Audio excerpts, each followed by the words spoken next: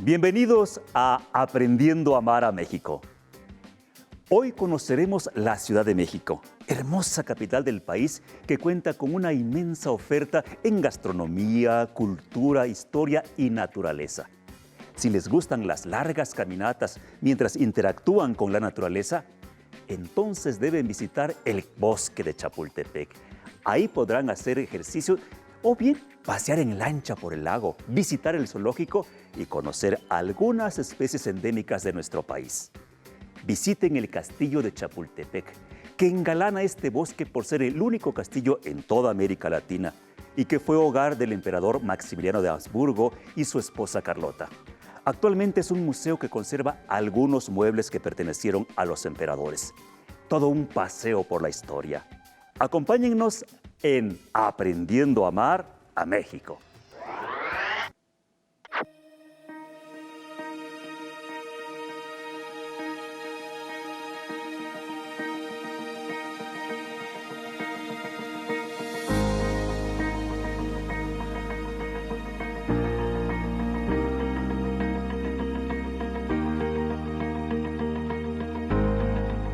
Imagino una ciudad.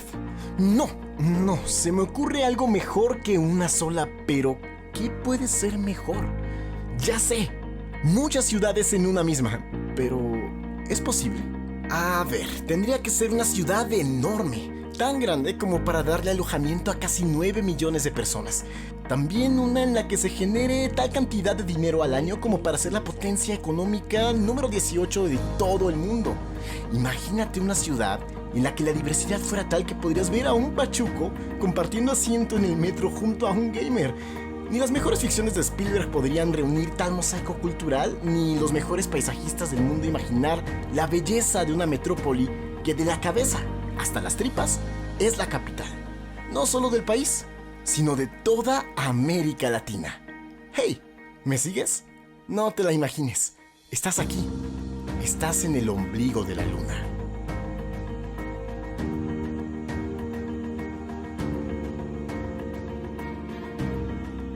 A este revoltijo de colores, sabores y texturas se le nombró el año pasado como capital cultural de toda América Latina.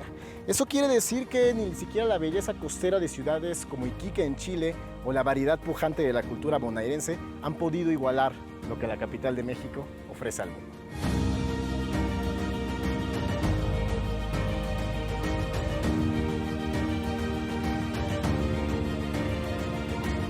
También fue reconocida recientemente como la capital iberoamericana de la cultura 2021 por la Unión de Ciudades Capitales Iberoamericanas. Esto no es difícil de imaginárselo, pues recordemos, la Ciudad de México tiene casi 3,000 años de historia.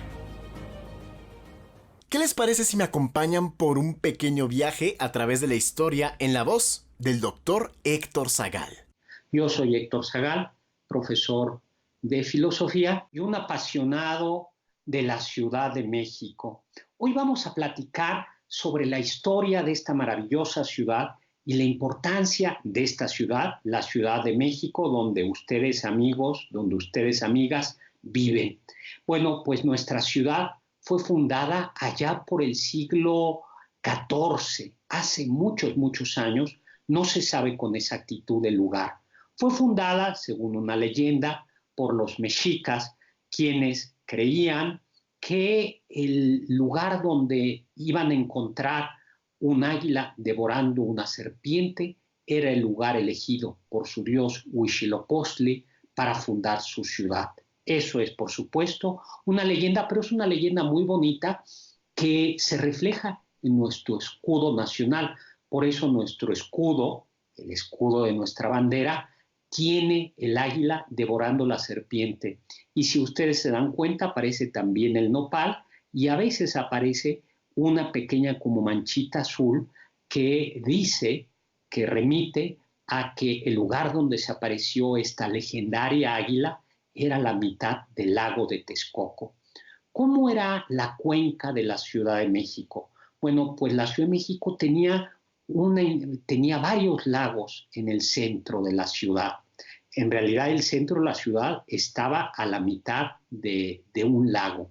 Algunos de ellos, como el lago de Chalco o como el lago de Xochimilco, eran de agua dulce. Otros, como el lago de Texcoco, era de agua salada.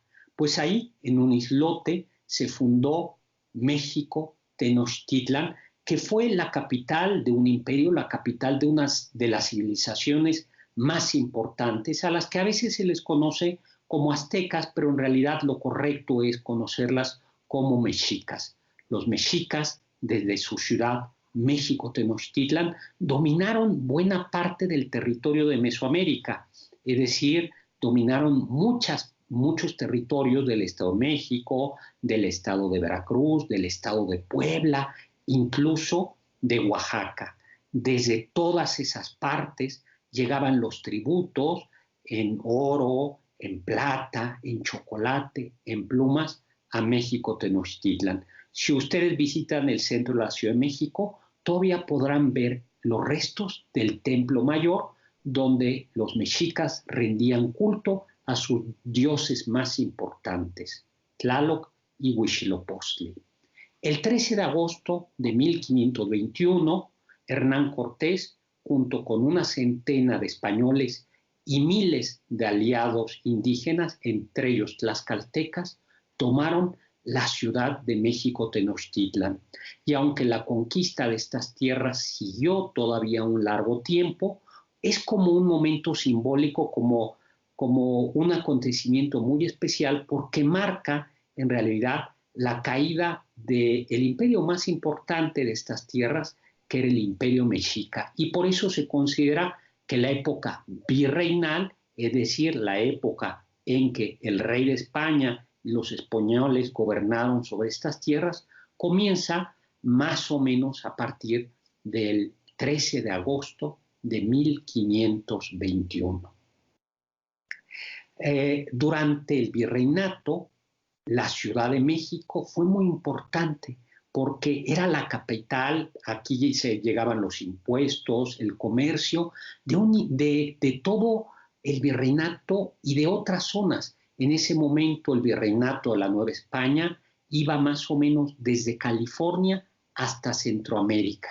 Incluso las islas Filipinas, que quedan por el Pacífico, allá en el Pacífico, tenían como capital el virreinato, el capital del virreinato, la Ciudad de México. Ustedes imagínense lo importante que era esta ciudad.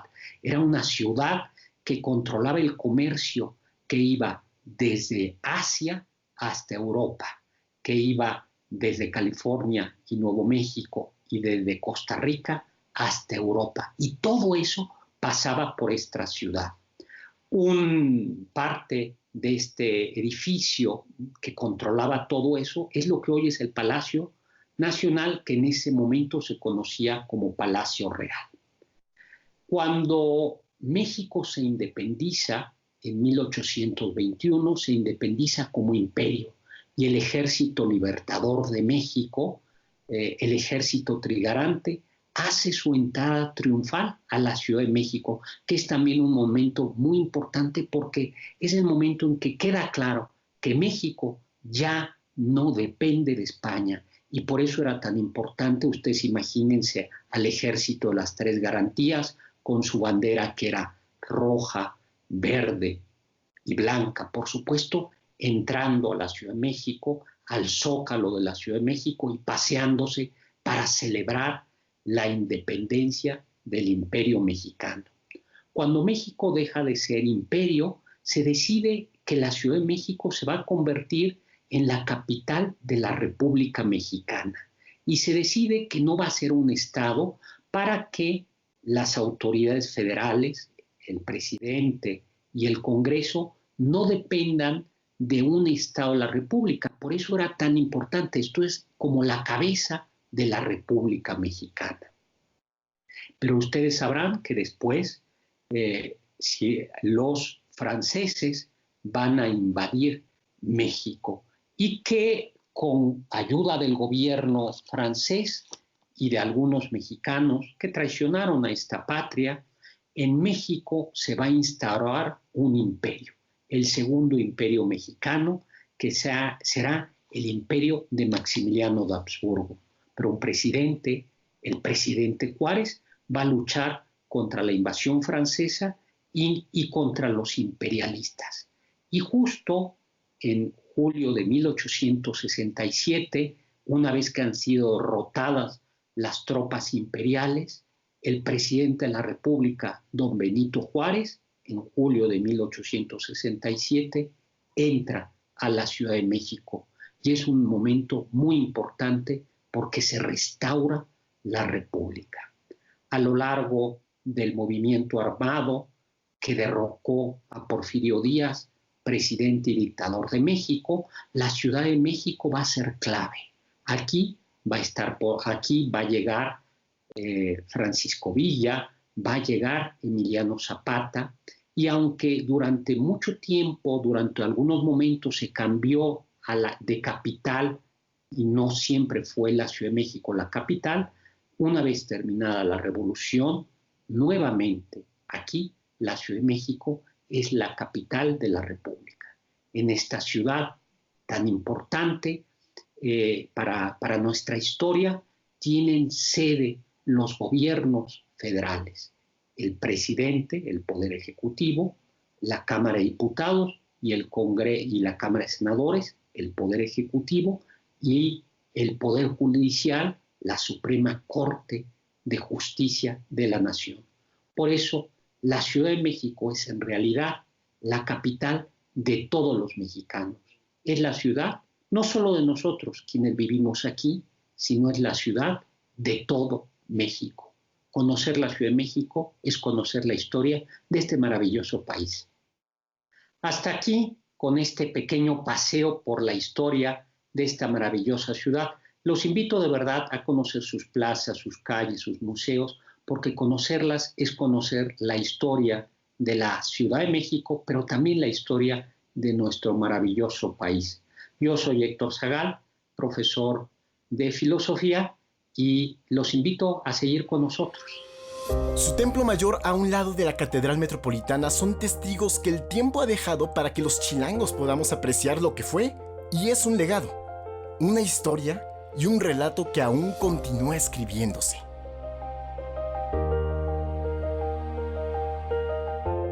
Las chinampas que aún flotan en las zonas lacustres de Xochimilco nos remontan a cuando la majestuosa ciudad de México Tenochtitlan aún se reflejaba sobre el lago de Texcoco. La ciudad universitaria, al sur, nos recuerda que el arte no está peleado con la majestuosidad urbana, ni con la meticulosidad de la ingeniería civil. El Camino Real Tierra Adentro es un camino poco conocido y de tremenda importancia histórica. Se trató de nada más y nada menos que la ruta comercial e histórica más importante de todo el continente y que inicia aquí, justo en la Plaza de Santo Domingo.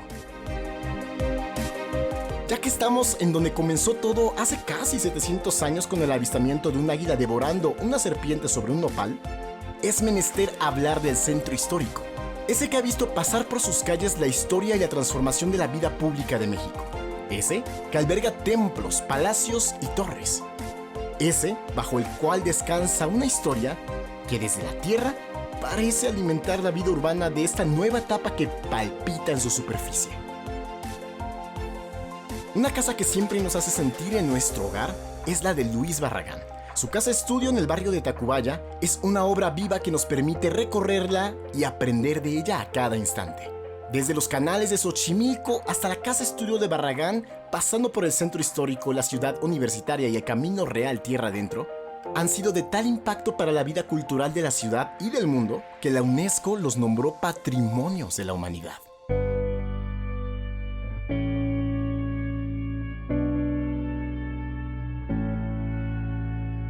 Es por eso que hablamos de muchas ciudades en una, pues desde la cabeza de la capital, en el centro histórico, hasta las entrañas de la misma en los remanentes de los canales de Xochimilco, se esconden todas las arterias, músculos y pilares que hacen de la capital una megalópoli.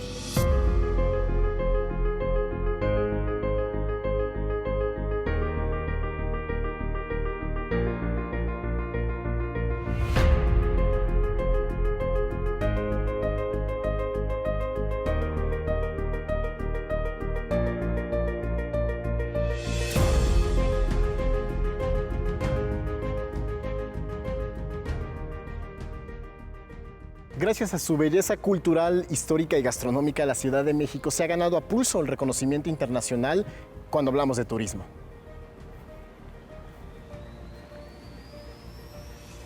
Prueba de ello son las millones de visitas que reciben sus museos año con año. En toda la ciudad hay más de 150, eso es un verdadero récord. Y también, para gustos tenemos colores. Está la Casa Azul de Frida Kahlo, el Museo de Nahuacalli al sur de la Ciudad de México, o el Castillo de Chapultepec, en el cual nos encontramos hoy.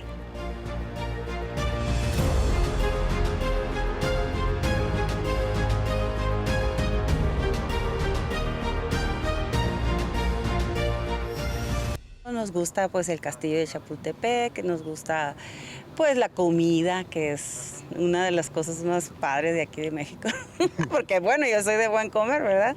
Me di cuenta que no conocía mi país como debería, entonces dije, primero quiero conocer mi país bien y para mostrárselo también a la gente de una mejor manera, a las personas de otras partes. Pues en general la ciudad, ¿no? Que es una ciudad enorme, que tiene mucha personalidad, que hay muchísimos lugares para comer rico. El metro me encanta. Pues a mí me gustaría venir a algún concierto de esos que hacen gratis en el Zócalo. Bueno, vamos a ir a Bellas Artes, tenemos planeado Bellas Artes, vamos a ir a la Torre Latino, vamos a ir a Correo Mayor, vamos a visitar el Zócalo, lo que es más cerca, todo Reforma, el Ángel de la Independencia, todo para allá. Estoy contento de estar aquí en la Ciudad de México. A la diversidad de nuestra historia, sumamos la de nuestra gente. Con el paso del tiempo, la Ciudad de México ha sido un refugio, un hogar y posteriormente una fábrica de sueños para millones de personas que décadas atrás llegaron desde el interior de la República buscando un mejor panorama y estabilidad a futuro.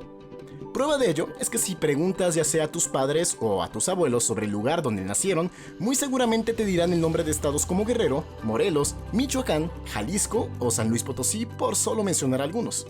No obstante, desde que el Valle de México tiene memoria, sus pueblos originarios, es decir, aquellos que estuvieron aquí desde mucho tiempo atrás, han sido la base cultural de todo lo que hoy nos rodea. Desde las ferias patronales que tienen lugar durante casi todo el año hasta las muestras gastronómicas que deleitan nuestros paladares. Ellos comparten el origen histórico de la tradición y la importancia de haber mantenido con orgullo nuestras raíces indígenas. Un ejemplo de ello es la tradición que ininterrumpidamente los pueblos originarios de Iztapalapa han mantenido con vida desde 1843 y que celebran cada Semana Santa, sin que siquiera la pandemia que estamos atravesando pudiera frenar.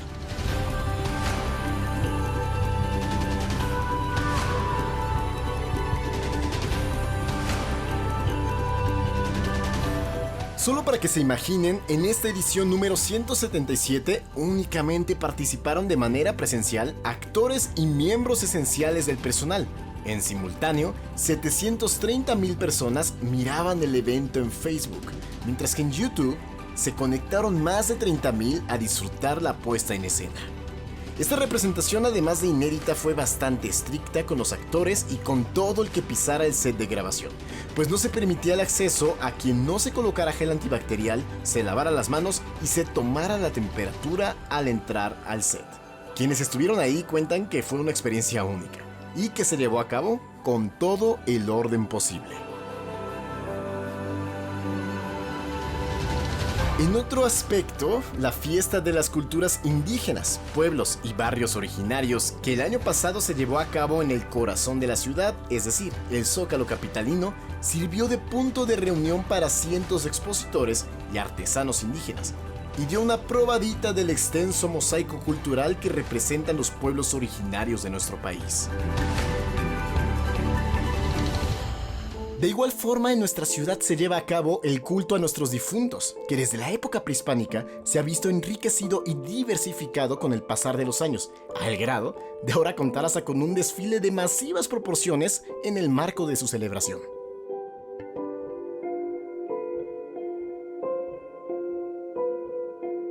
No olvidemos que aunque este desfile sea novedoso, colorido y conocido internacionalmente, la verdadera esencia del Día de Muertos yace en el culto, el acompañamiento y en el respeto a quienes ya no están con nosotros.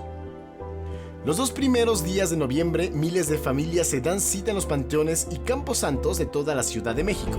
Pero si hay uno que ha sabido conservar y enriquecer su tradición, es el pueblo de Mixquic, donde con ofrendas llenas de colores y con el sitio alumbrado con la luz de veladoras, cientos recuerdan, celebran y acompañan a sus fieles difuntos.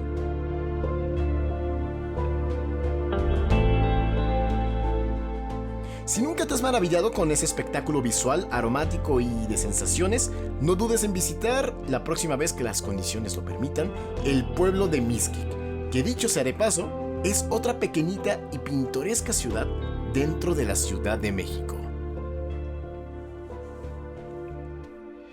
De igual forma, los enormes meteoritos que descansan a la entrada del Palacio de Minería ven desfilar a miles de lectores que año con año se dan cita aquí desde 1924 para comprar, intercambiar y conocer más sobre el mundo literario en la Feria Internacional del Libro.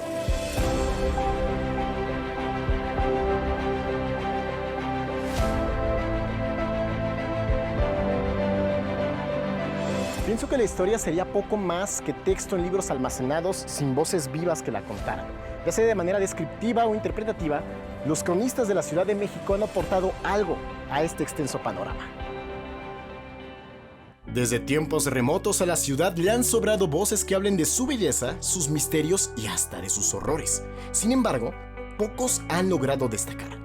Uno de los pioneros fue Carlos de Singüesa y Góngora, quien con sus obras describió la entonces Nueva España en temas de religión, viajes, astronomía y hasta en poesía. Ah, por cierto, él estudió en la Real y Pontificia Universidad de México, que seguramente muchos pumas de corazón sabrán ya que es la antecesora directa de la máxima casa de estudios, la UNAM. La calle Artemio Vallarispe en la ciudad debe su nombre a otro personaje de la vida literaria. Nacido en Saltillo, Coahuila en 1884 y finado en el extinto Distrito Federal en 1961, dedicó su obra a los tiempos de la colonia en México, cuando había virreyes, y al devenir histórico de ciertos edificios icónicos de la capital, como el Palacio Nacional. Poeta, historiador, ensayista, dramaturgo, miembro de los Contemporáneos y de la Real Academia Mexicana de la Lengua, Salvador Novo es uno de los escritores mexicanos más complejos y contradictorios, uno que debido a una niñez y adolescencia complicada, con un país atravesando la Revolución Mexicana y sin hermanos para jugar durante el tiempo libre, optó por la lectura, quien lo transformó en un referente por excelencia en muchas disciplinas literarias.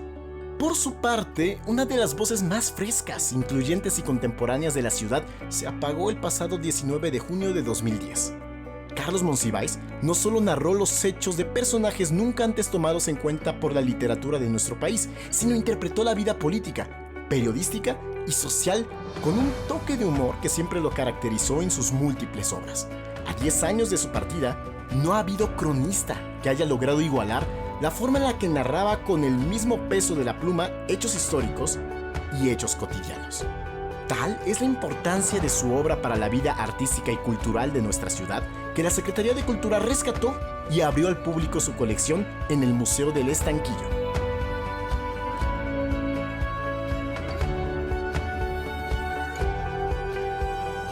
Y ya sé, estamos en medio de una pandemia. Y es por eso que esa colección, más la titulada Los 1001 Monsiváis, están disponibles de manera virtual en la plataforma digital Capital Cultural en tu casa, alojada en la página web que aparece en tu pantalla. Ya hablamos de su legado histórico, de sus obras y su gente, pero ¿qué sería de la Ciudad de México sin sus edificios?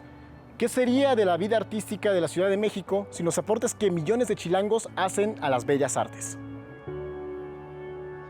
¿Pero qué les parece si me acompañan a ver de la mano del cronista Enrique Ortiz García la historia de la arquitectura de algunos de los lugares más emblemáticos de la capital? Enrique Ortiz García, soy divulgador cultural, escritor y cronista de la Ciudad de México. Y hoy les quiero platicar sobre este hermoso lugar, sobre esta hermosa ciudad que es la capital de nuestro país, la Ciudad de México. Está dividida en 16 alcaldías y también es la sede de los poderes ejecutivo, legislativo y federal. La Ciudad de México tiene una población de 9 millones de habitantes, pero si consideramos toda el área metropolitana, estamos llegando hasta los 22 millones de habitantes. Es un lugar que tiene gran cantidad de cultura y actividades artísticas.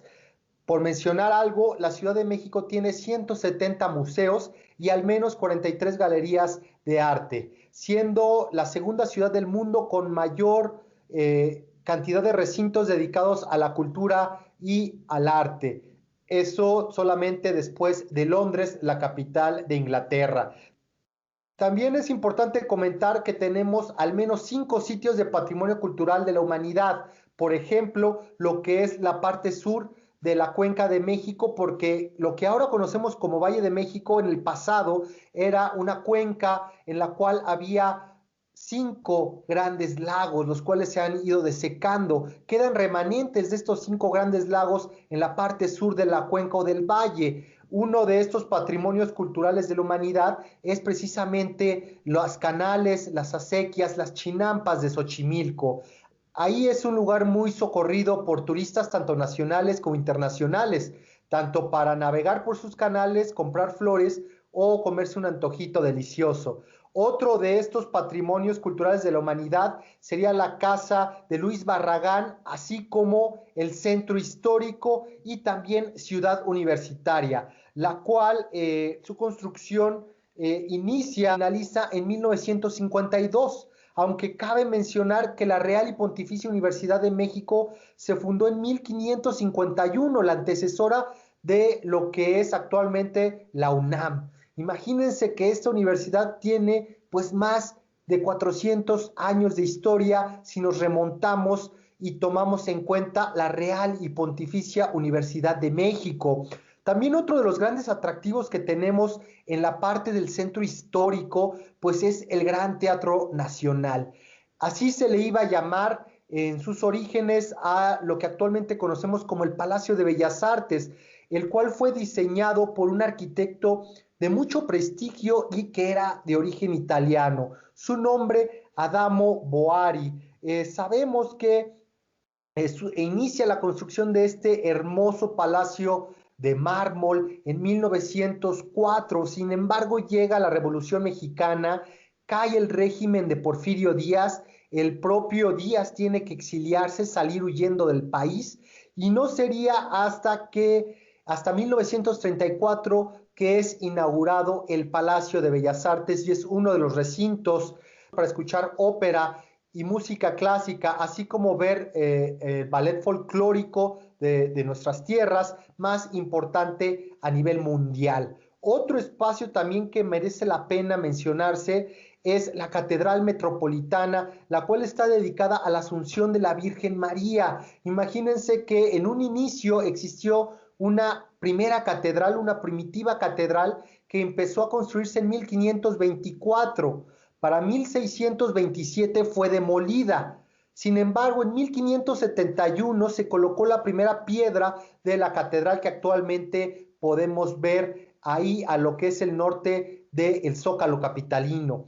No sería concluida hasta 1813. Imagínense, son más de 250 años de trabajos y contiene muchísimos estilos de arquitectura, desde reminiscencias del plateresco, del barroco y del neoclásico. Es la catedral más grande de toda América Latina y sin duda una de las más hermosas que tenemos en nuestro país. Para que tengan una idea, sus torres tienen 67 metros de alto, cuenta con 35 campanas y tiene 16 capillas. Otra construcción semejante en su importancia y altura y majestuosidad es uno de los íconos de la Ciudad de México, que es la Torre Latinoamericana, la cual inició su construcción en 1948 y se concluyó en 1956. Muchos de los turistas que visitan la Ciudad de México suben hasta el último piso para tener una visión panorámica impresionante de nuestra ciudad. Imagínense que tiene 44 pisos y 8 ascensores. Su arquitecto fue Augusto Álvarez. ¿Y quién financió este gran proyecto? Pues la Latinoamericana, una compañía aseguradora. Es el primer rascacielos que se construye en una zona sísmica, en un lugar donde se dan muchísimos temblores y movimientos de tierra.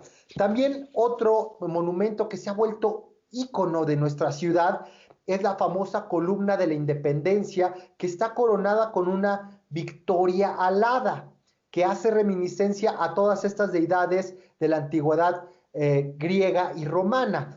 Popularmente lo llamamos el Ángel de la Independencia. Este es un monumento que fue diseñado por uno de los grandes arquitectos de inicios del siglo XX llamado Antonio Rivas Mercado. Le llamaban el oso porque era muy grande, corpulento, y se dice que él derrotó en algún momento en Francia a un oso en una lucha. Este monumento inició su construcción en 1902, el 2 de enero. Sin embargo, para 1906 había evidentes muestras de hundimiento, por lo que a partir del siguiente año nuevamente iniciaron los trabajos. Sería inaugurado el 16 de septiembre de 1910 en las fiestas del centenario de la Independencia de México, aunque cabe recalcar que el 16 de septiembre de 1810 es el padre Miguel Hidalgo quien da el grito allá en lo que es Guanajuato. Por lo tanto, no sería la conclusión de la independencia, sino hasta 1821. Otro de los espacios que tienen que visitar cuando vengan a la Ciudad de México es Paseo de la Reforma. Es una de las avenidas más hermosas que tenemos en América y en México. Está inspirada en los Campos Elíseos de París y tiene una gran cantidad de monumentos y glorietas como la de La Palma y como la de la Diana Cazadora. Son tantos los lugares que vale la pena visitar en la Ciudad de México que no me es posible mencionarlos todos en un video tan corto. Sin embargo, les recomiendo que también visiten Coyoacán para comerse un delicioso helado, un elote o un dulce de leche. O también visitar lo que es el Coloso de Santa Úrsula, uno de los estadios más grandes del mundo en cuanto a fútbol, soccer, en donde ahí juegan varios equipos de la capital, el más destacado, el América. Por otro lado, también vale la pena que se adentren en las calles de lo que es el centro histórico para que conozcan muchas construcciones y también puedan degustar platillos típicos de nuestra ciudad, como los pambazos con papa y chorizo, como las enchiladas y como también los famosos chilaquiles, o las guajolotas, que son tamales dentro de telera.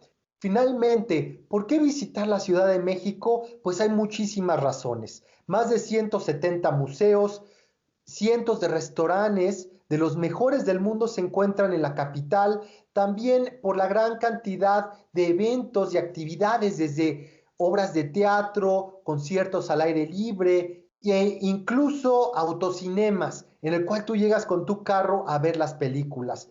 También tiene mucha historia nuestra Ciudad de México. Recordemos, se fundó en el mismo lugar donde estuvo la capital de los antiguos mexicas, en la antigua Tenochtitlan, la cual fue fundada en un islote en medio de un lago, en donde vieron los antiguos mexicas o aztecas el águila parada sobre un nopal. Por lo tanto, es una ciudad que lleva más de 700 años de existencia y en la cual han pasado una gran cantidad de hechos históricos, desde la consumación de la independencia hasta la invasión norteamericana de 1847.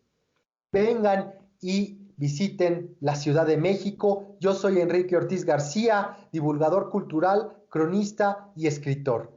Muchas gracias y buen día.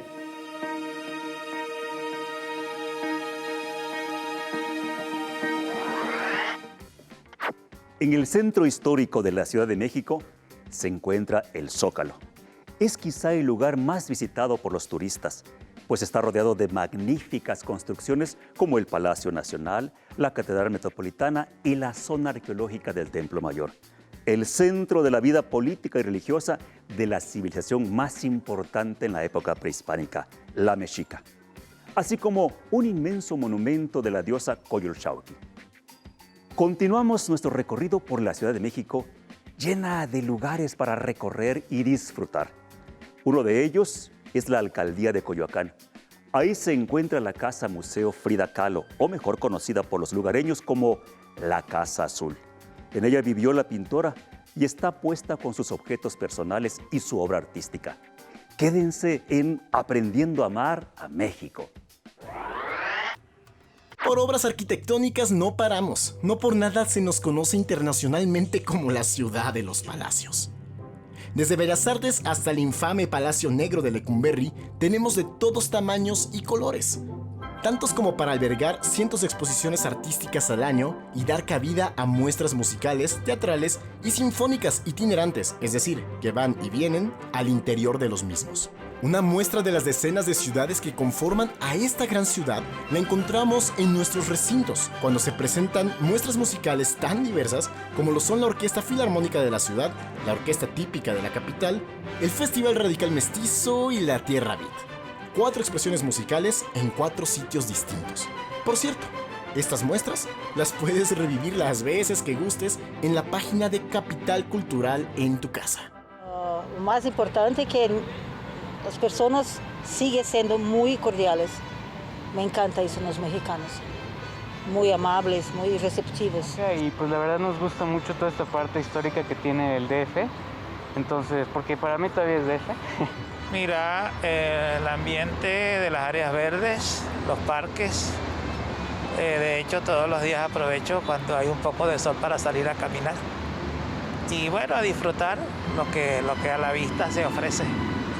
Es la gente, porque son gente muy amable, muy abierta también, y también se come bien, y es una ciudad muy tranquila y hay muchas cosas a ver sobre la historia de la ciudad, del país y todo eso, es lo que nos gusta más. Sí, la parte cultural, todo lo que hay que ver, los templos, los monumentos, una ciudad moderna, todo eso me gusta mucho. Yo creo que la cultura, ¿no? Nosotros creo que aquí tenemos la suma de diferentes culturas del interior del país. Y aparte de la gastronomía, pues yo creo que también son las tradiciones que nosotros tenemos, como por ejemplo, pues no sé, las festividades que nosotros hacemos pues en el transcurso del año, ¿no? Solo para que te des una idea y te decidas por conocer, si es que no lo has hecho todavía, la oferta y la importancia del Festival Radical Mestizo, se trata de un punto de encuentro para la diversidad sonora del mundo, así como un referente del pulso musical de la capital del país. Viejo conocido de la Ciudad de México, el Festival Radical Mestizo no es algo nuevo entre la cartelera capitalina, ya que fue creado en el año 2000 y se realizó puntualmente hasta el 2012 cuando fue interrumpido. En aquel momento, reunió a bandas internacionales del calibre de Ampara Onia, Ojos de Brujo y Asian Dub Foundation. Siguiendo al pie de la letra su motivación de fungir como una ventana desde México hacia la otredad de sonidos de todo el planeta y ayudando a expandir el panorama musical chilango. La celebración regresó de manera triunfal en 2019 con 40 actos en vivo, de entre los que destacaron los shows de Cumbia Queers, Orishas y los favoritos del fest, Residente y Alemán.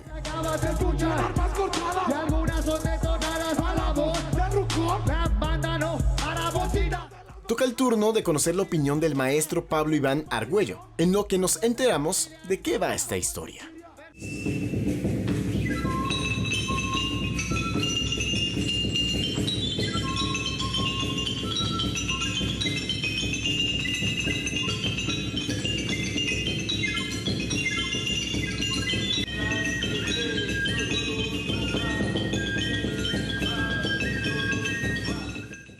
Pero bueno, a grandes rasgos, me gustaría platicarte un poquito de lo que significa la ciudad, tanto para el sincretismo, ¿no?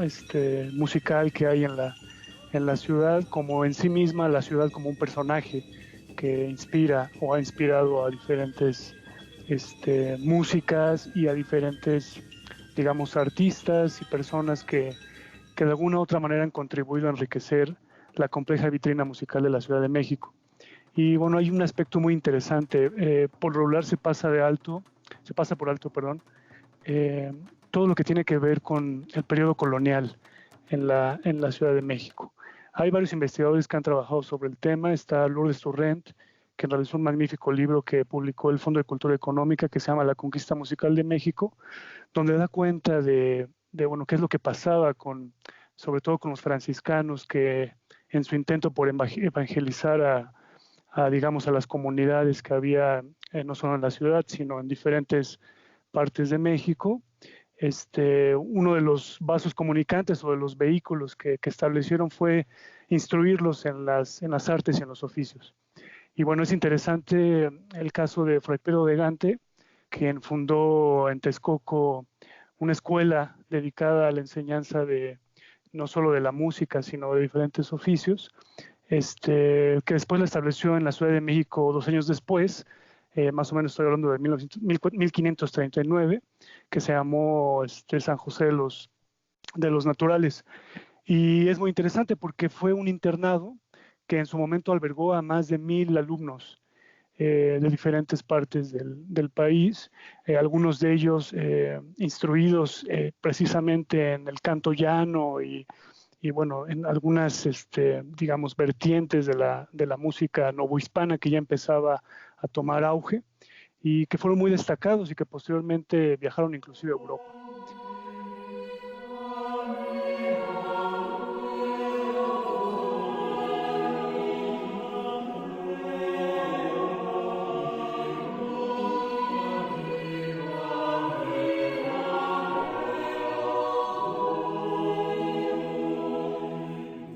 Es también muy interesante ver que en esa brecha que es muy amplia, que es de 1500 hacia la independencia, pues parece que, o al menos en diferentes investigaciones que se han hecho, parece que hay grandes vacíos, ¿no? Parece que un poco la música en la Ciudad de México se dispersa y de alguna manera lo que pasa es que como hay muy pocos documentos, digamos, escritos, y mucho de lo que hay pues son prácticamente las crónicas o los relatos de los propios colonizadores, pues la información es muy difusa, ¿no? Pero es interesante ver cómo, por ejemplo, en esa brecha de 1500 hasta la independencia, pues empiezan también con la influencia que viene de España y de diferentes partes de Europa a establecerse o a, digamos, difundirse lo que en México se le conoce como el corrido, ¿no? Que en realidad es el romance español, ¿no?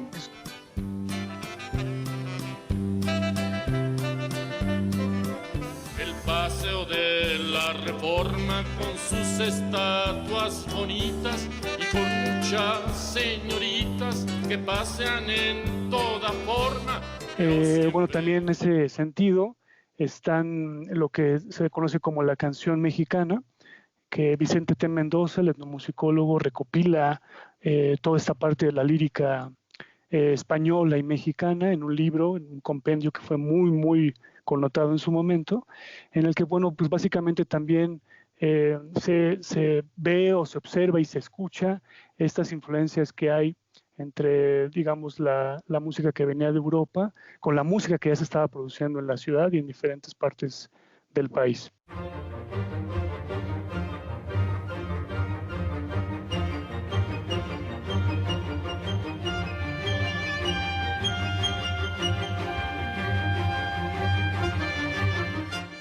En términos históricos, siempre es muy relevante hacer un rescate de la memoria sonora del país, porque básicamente refleja lo que como una ciudad pluricultural nos representa. Yo siempre he pensado que la música es un vehículo de comunicación no solo con nuestra identidad, sino también un vehículo de comunicación con diferentes culturas, ¿no? Y en este caso la música y esas brechas tan grandes que hay, esos vacíos tan grandes que hay, nos permiten entender también de dónde venimos y hacia dónde vamos, como una nación que alberga, y como una ciudad que alberga diferentes culturas. Y en términos, digamos, culturales, es muy interesante para los antropólogos y para los historiadores analizar cómo estos procesos influyen en la música y en cómo la adoptan en diferentes, por ejemplo, aquí en la Ciudad de México, en diferentes alcaldías, ¿no? En el caso concreto, por ejemplo, de las periferias, yo he encontrado con que persisten muchas músicas que podríamos decir que vienen de la época colonial, inclusive de antes, pero que al estar fusionadas de alguna manera, pues ahora sí que traen nuevos ingredientes o le aportan nuevos ingredientes a las expresiones sonoras, ¿no?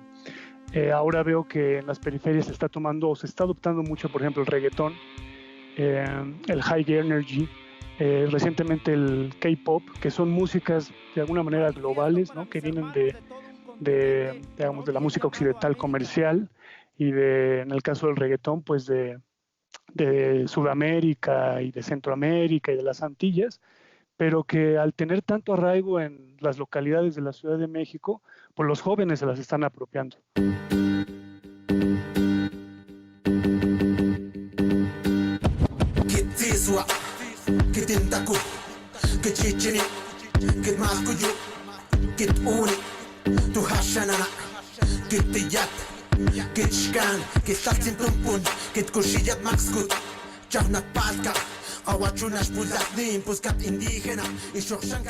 De las comunidades musicales, que en realidad, bueno, proviene de un concepto más amplio que son las culturas musicales, que justamente como cualquier cultura que hay en el mundo, cuando se integran nuevas sonoridades a determinadas culturas, ya sea a través de las migraciones o en este caso, por ejemplo, a través de los festivales, evidentemente los artistas o las mismas personas, digamos, los melómanos que asisten a estos lugares, pues se llevan, ¿no? una nueva identidad musical a sus casas, ¿no?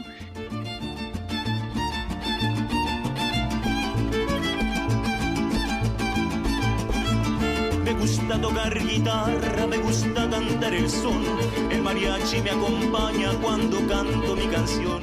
En la investigación que realicé con músicos callejeros ahí en el centro, hice un poco de trabajo de campo en la plaza de Garibaldi, una plaza históricamente con muchísimo arraigo, ¿no? En la ciudad y que inclusive es un referente a nivel mundial.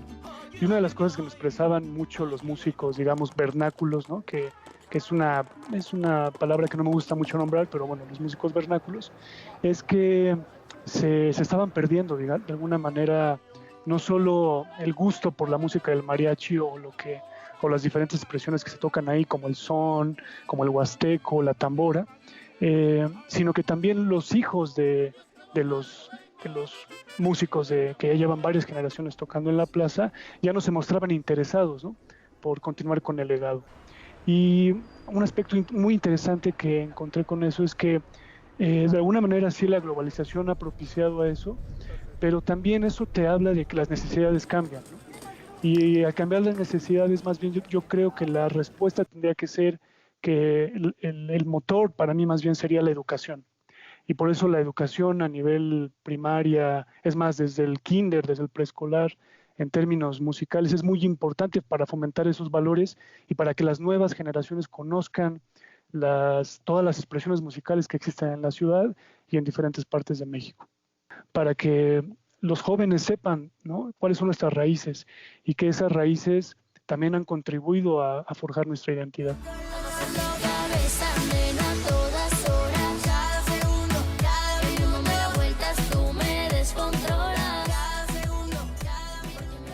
¿Quién sabe? Puede que si te das una vuelta por los streams de la página de Capital Cultural en tu casa, descubras algún beat o alguna letra que te llegue. Así pues, ya sea que eres de los que te gusta descubrir música nueva para ponerla en tus playlists, o de los que sigue a los clásicos de la música interpretados por las grandes orquestas sinfónicas, la Ciudad de México, Chilangolandia o el extinto DF, como gustas llamarle, tiene para ti un abanico enorme de posibilidades. Hola amigos, pues yo los invito a conocer el CENART. Ahí pueden encontrar música, cine y teatro, y estando ahí pueden brincarse al famosísimo parque japonés que está enfrentito de los estudios Churubusco. Hola a todos, pues yo los invito a que asistan al centro histórico porque es un lugar maravilloso donde encuentras a mucha gente, hay muchas cosas y aparte de ser un lugar muy transitado es muy tranquilo. A mí uno de los lugares que más me gusta es San Ángel, que se ubica allá en la alcaldía Álvaro Obregón, no solo por su historia, sino por los espacios naturales que ofrece donde uno puede disfrutar de los árboles, de la biodiversidad que tiene la Ciudad de México, y donde también puede uno disfrutar de recintos históricos muy importantes como la Casa del Risco, donde se resguarda arte sacro y también diversos museos, como el Museo del Carmen. A pesar de no ser egresado de la UNAM, uno de mis lugares favoritos en la Ciudad de México es la ciudad universitaria. Ciudad Universitaria tiene todo. Aún en estos días de pandemia, cuando sus instalaciones culturales y deportivas están cerradas, un paseo por Ciudad Universitaria es mágico. Tiene lugares para correr, para andar en bicicleta, puedes pasear con la familia, puedes pasear con tus mascotas. Entonces es uno de los lugares que me gusta visitar frecuentemente, y cuando viene alguien de fuera, algún extranjero sobre todo, me gusta llevarlos a pasear ahí, cuando estén abiertas las bibliotecas, los centros culturales, pero si no, simplemente a dar una vuelta por la reserva ecológica que hay, el espacio escultórico, en fin, es mi lugar favorito en esta ciudad. Es increíble pensar cómo tantas ciudades conviven y convergen en esta megalópoli. Espero hayan disfrutado y conocido más sobre esta, una de las ciudades más grandes, pero también más bellas del mundo. Y recuerden, siéntanse orgullosos. La capital de México es la capital cultural de toda América Latina.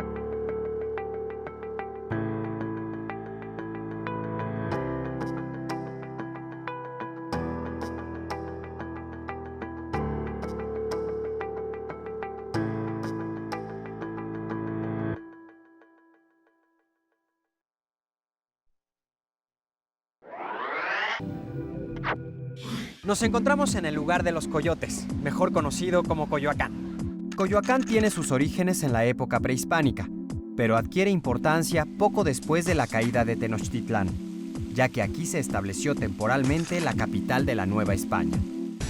En este pintoresco barrio todavía podemos ver algunos edificios virreinales, aunque la mayor parte de las casas señoriales y de las rústicas viviendas de adobe corresponden al siglo XIX y principios del siglo XX. En sus calles se reconoce un ambiente intelectual por la gran cantidad de artistas que viven aquí y que aún conserva un ritmo provinciano, pues fue un pueblo cercano a la capital, pero con el tiempo se convirtió en un barrio más. Se puede visitar la Casa Museo de Frida Kahlo, la Casa Museo de León Trotsky, el Museo Nacional de Culturas Populares y ya de paso, comprar artesanías en el mercado. El pueblo de San Ángel tiene su origen en la época colonial cuando se fundó el Convento del Carmen. Hoy en día, el barrio conserva un entorno tradicional y muy mexicano con sus portones y hermosas residencias. En la hermosa plaza de San Jacinto encontramos el famoso Bazar del Sábado, donde hay artesanías y pintura de distintas regiones del país. Cada fin de semana asisten artistas plásticos para exponer y vender su obra, y así se forma una verdadera galería al aire libre.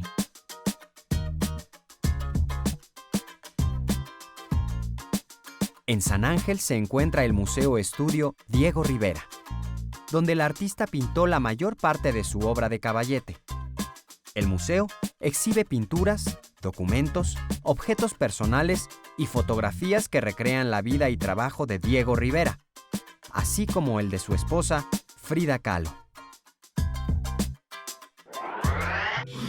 La colonia Hipódromo Condesa, mejor conocida como La Condesa, ha fusionado notables ejemplos de arquitectura, desde el Art Deco hasta la ecológica arquitectura actual. La Condesa es uno de los lugares preferidos de propios y extranjeros debido a su ambiente relajado y su carácter cosmopolita. Este barrio cuenta con hermosas calles, glorietas con fuentes Art Deco y agradables áreas verdes como el Parque México y el Parque España, este último dedicado a los múltiples refugiados españoles. Existen actividades al aire libre, teatro rodante, exposiciones y tianguis. La Condesa cuenta con terrazas, bares, galerías, boutiques y centros de espectáculos donde conviven ejecutivos, estudiantes, artistas, actrices y vecinos de toda la vida, que brindan un ambiente bohemio. Compartiendo el lugar número 7 de nuestra lista, nos encontramos en La Roma, que nace en la época colonial con la fundación de la Hacienda de la Romita. Estamos sobre el hermoso camellón de la avenida Álvaro Obregón. Entre árboles encontramos fuentes y esculturas clásicas y el famoso Tianguis del Libro. Desde sus inicios, familias ricas comenzaron a construir enormes mansiones de estilo Art Nouveau.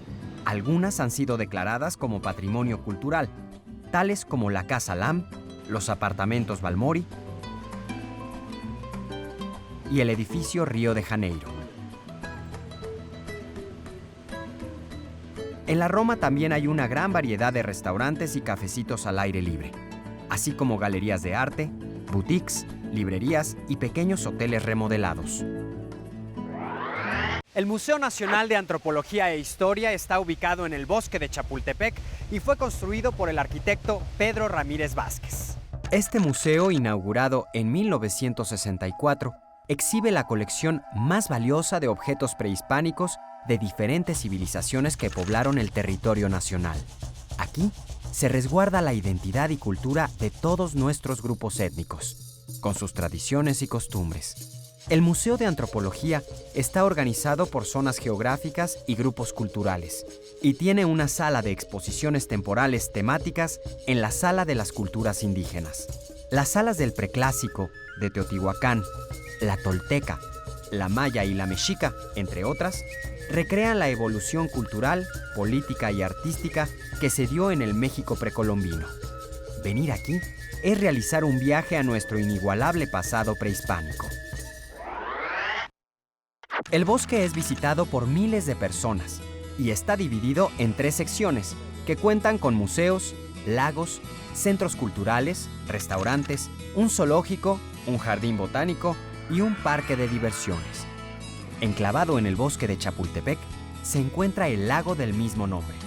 Es un lugar idóneo para pasar un día de esparcimiento o para hacer ejercicio. El lago es ideal para dar un paseo en lancha y uno de los lugares predilectos de los jóvenes para irse de pinta.